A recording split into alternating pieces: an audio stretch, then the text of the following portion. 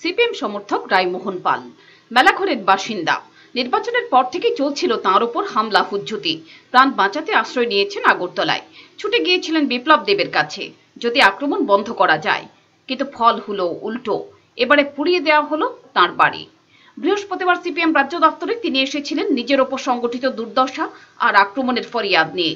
গত এক বছরের আক্রমণের বর্ণনা দিতে গিয়ে বারবার চোখ ভিজে উঠছিল তার। শুধুমাত্র রাজনৈতিক কারণেই এমনভাবে তার জীবন জীবিকার ওপর আক্রমণ নামিয়ে আনা হবে তা কখনো ভেবে উঠতে পারেননি তিনি।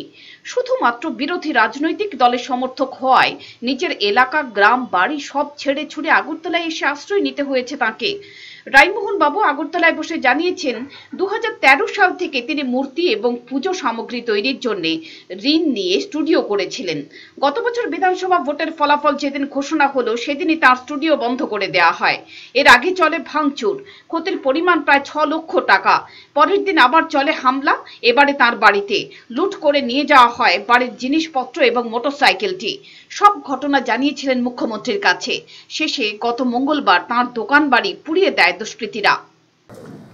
আমি 3 তারিখ আমি বামপন সমর্থিত, আমি একটা ভোটার।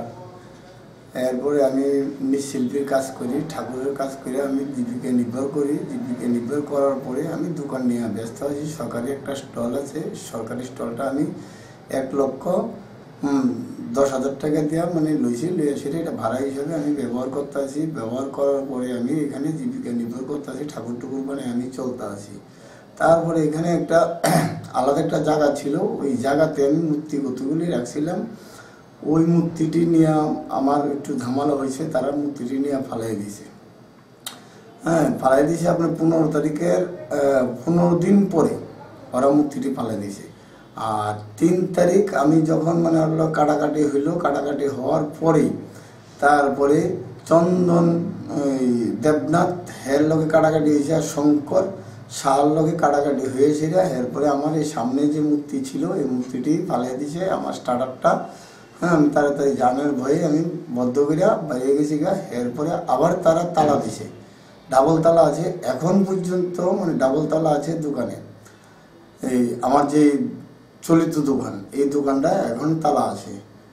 এরপরে কি করলেন, আমার যে মূর্তিগুলি 15 দিন পরে ফালাই দিলেন। এরপরে আমি মুখ্যমন্ত্রীর কাছে গেলাম।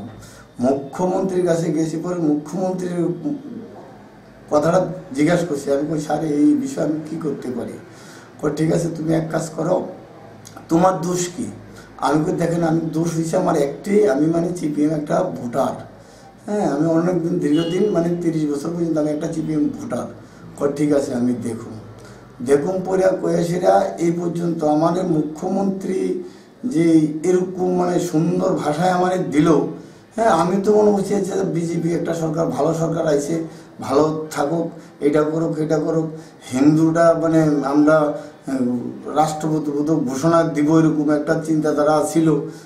কিন্তু আমার যে মূর্তিটি ফালাই দিল, এই হিন্দুত্বর মূর্তিটি যে ফালাই দিল, এইটা কোন বিজেপি সরকার? আমি আসলে ব্যাপারটা আমি বুঝতে পারলাম না পারাতে এরপরে মুখ্যমন্ত্রী বললেন, মুখ্যমন্ত্রীর লোক সাক্ষাৎ করলাম। মুখ্যমন্ত্রী বললেন ঠিক আছে, তোমার এটা আমি দেখতে আছি।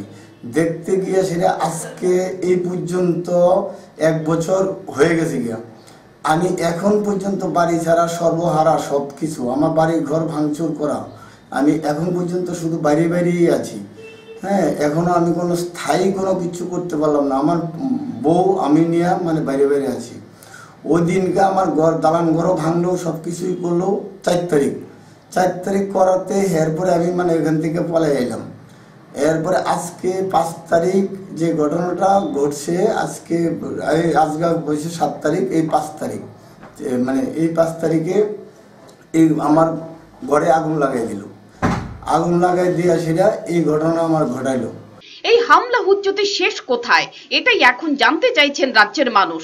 পরিবর্তনের সরকারের বয়স তো 1 বছর হলো, কিন্তু নির্যাতন, হুমকি, অত্যাচার তো বাড়ছেই বিরোধী রাজনৈতিক কর্মীদের ওপর।